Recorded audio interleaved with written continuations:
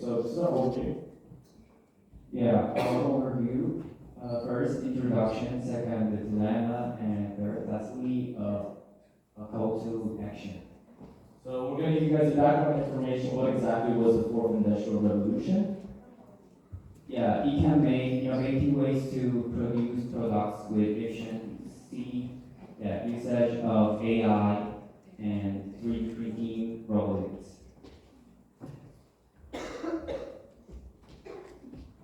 There are a lot of social media like Twitter, YouTube, Instagram, Facebook, Google, etc.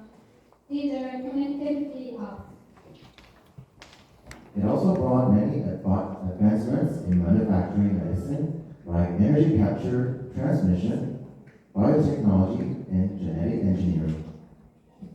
So during the fourth industrial revolution, there was also better educational strategies that teachers and professors had to make to adapt to a society that was becoming more creative, innovative, and more problem-solving one as well. And thus, it basically allowed more time for individual instructions. So the next portion is going to be more background information about COVID-19 as well. Okay, you guys know about the COVID-19? Yeah, coronavirus disease, COVID-19, is an infectious disease that became an outbreak in the spring of 2020. Also, as you know, due to COVID-19, educational institutions were moved online, and this caused a loss in learning, like decrease in motivations.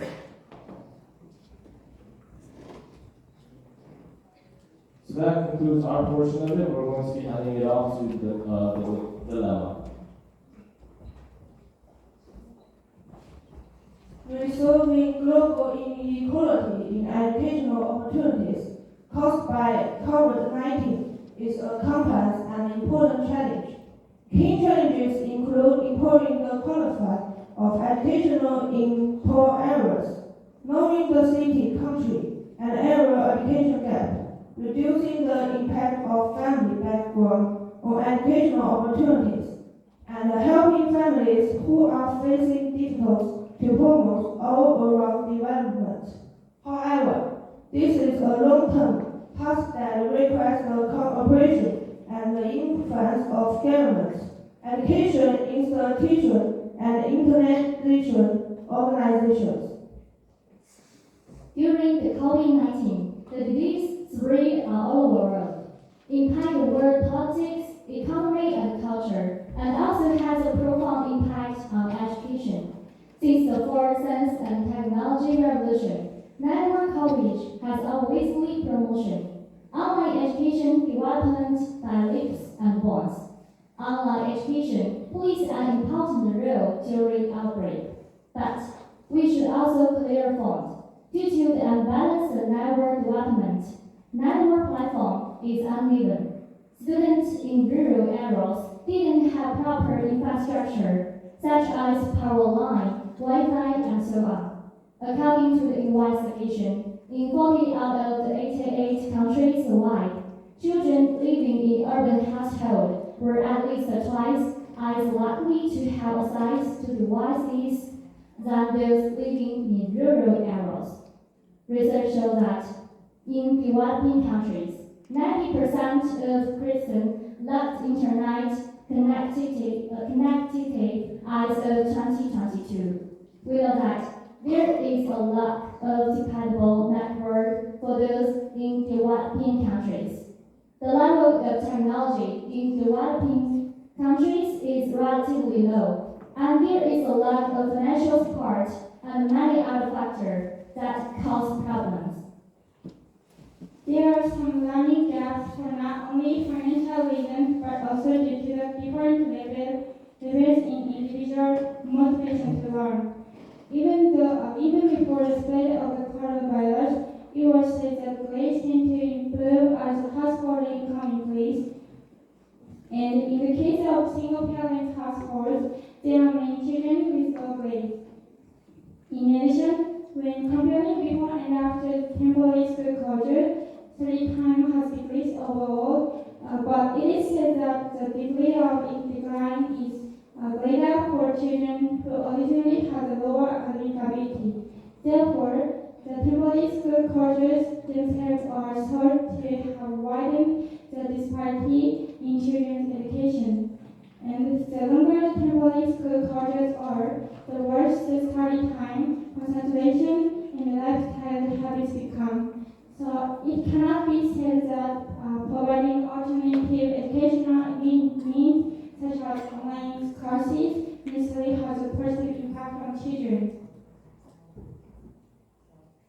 For at least 463 million children whose schools were closed due to lockdown, there was no such thing as remote learning, meaning no alternative form of education was offered.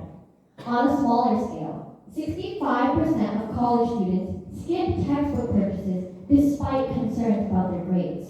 This resulted in up to 1 year of lost learning. Furthermore, students also lacked access to help during the COVID-19 pandemic that resulted in poor academic performance. It was estimated that 36% of college students knew someone who dropped out of school due to food insecurity.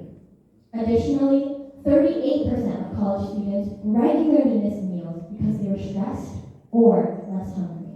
Thank you.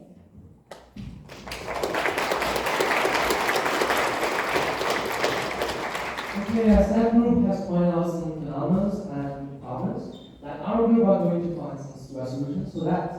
And for the education inequalities caused by economic side, maybe some students cannot afford one. I think there are mainly two solutions. The first one is the government funding for computers. The government can allocate funds specifically for providing computers to students who cannot afford them. Also, I think the government can give the students some discounts on electronic devices. Like they can work with technology companies to negotiate discounts on electronic devices such as laptops, tablets, or smartphones for students. Also, the government can provide subsidies or tax incentives to technology companies that offers affordable devices or internet connectivity solutions to students. Also, another issue is like that some families are facing financial difficulties, making it challenging for them to provide basic necessities such as free school lunches that would have been available at school.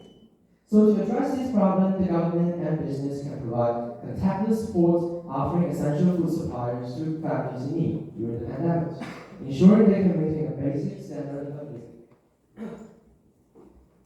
Second, government can help equip community centers and libraries with computers and internet connections. This would help community centers to contribute to solving the problems presented by offering after-school programs where students are able to use the facilities. Providing these facilities to those in disadvantaged areas would help to bridge the gap in living by providing lower income students with access to resources such as educational resources, computers, and internet connections.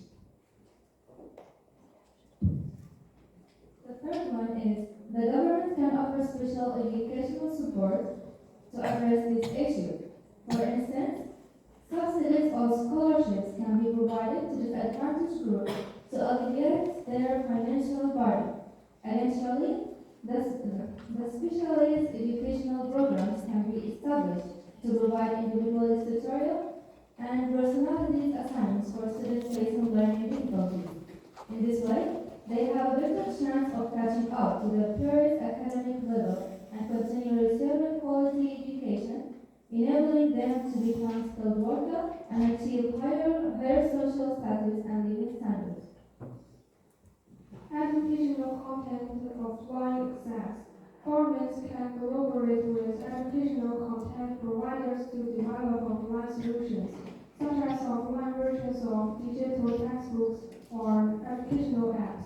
This can allow students without internet access to still benefit from educational resources. These measures aim to mitigate the educational and health challenges faced by students during the pandemic by providing economic support, personalized education, medical service, and basic living necessities. We can ensure these students have the opportunities to receive quality education because skilled workers and improve their social status and living standards. Okay, our presentation is over. Do you have questions?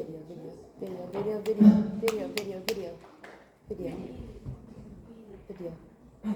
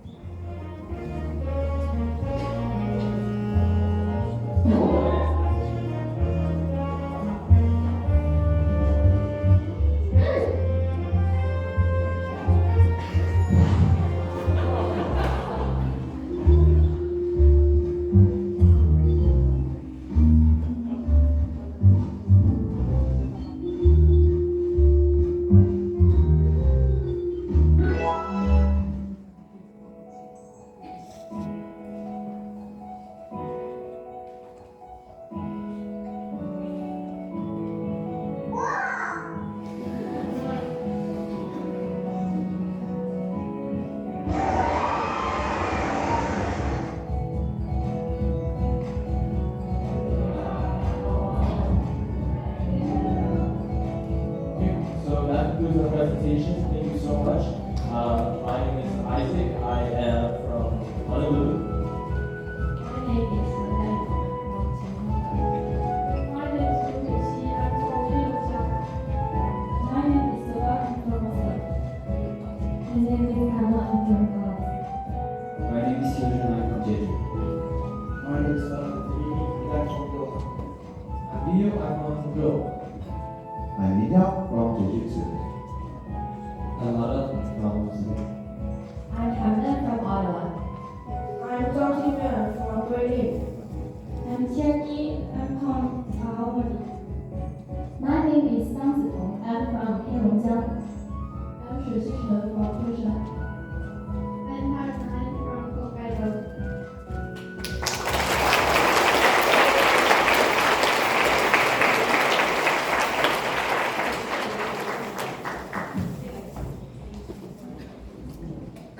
Thank you for preparing a great presentation. Please give them a big round of applause once again.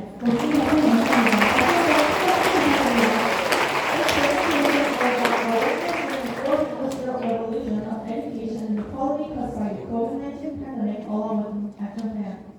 패널팀 1에서는 4차 산업혁명 시대 코로나19로 인한 교육기회 불평 등에 대해서 경각심을 깨우고 실행 계획도 제시해 주셨습니다.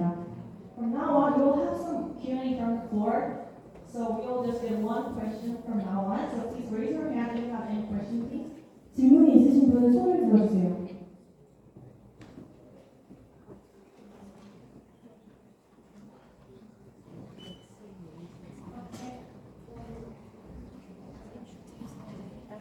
Hi, my name is Junso Kim from Jeju. One question I have is, despite the global society has had many efforts to resolve these educational disparities, problems regarding educational disparities, why do you think certain past actions have failed? And what are some distinct solutions that Panel 1 is providing in order to go over these past problems that have not worked in the past to resolve these kind of issues?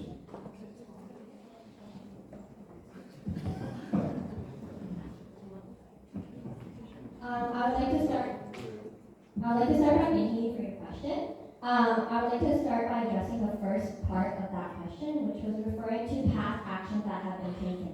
I think that as we are exiting the COVID-19 pandemic, it is just now that we're starting to see the disparities in terms of learning and the differences between learning opportunities. I think that in the past, we were mostly focused on providing more technology and providing more online resources for students to catch up. But I think one unique thing that we mostly focused on was providing in-person learning opportunities as well, because we recognize that not everyone learns the best online. There are many students who even just learning online is very, very hard for them, and retaining that knowledge can be difficult at times.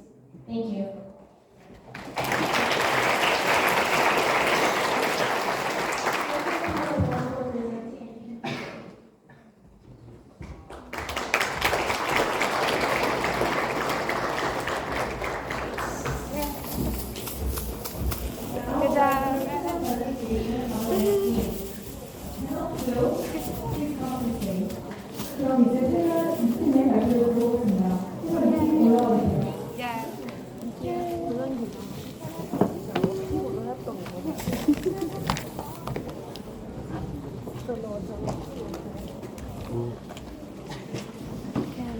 find yours and pass.